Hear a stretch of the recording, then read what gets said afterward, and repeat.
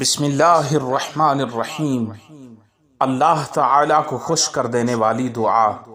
جامع ترمذی میں روایت مروی ہے، نبی کریم صلی اللہ علیہ وآلہ وسلم نے ارشاد فرمایا، تمہارا رب اپنے بندے کی اس بات سے خوش ہوتا ہے جب وہ کہتا ہے، رب اغفر لی ذنوبی انہ لا یغفر الذنوب غیرک، اے اللہ میرے گناہ بخش دے کیونکہ تیرے سوا اور کوئی ذات نہیں جو گناہوں کو معاف کر سکے۔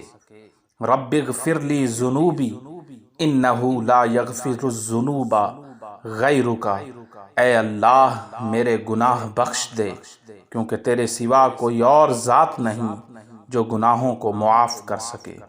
یہ جامع ترمذی کی روایت ہے۔ نبی کریم صلی اللہ علیہ وسلم نے فرمایا، تمہارا رب اپنے بندے کی اس بات سے خوش ہوتا ہے جب وہ یہ دعا پڑھتا ہے۔ اللہ تعالیٰ کو یہ خوش کر دینے والی دعا ہے۔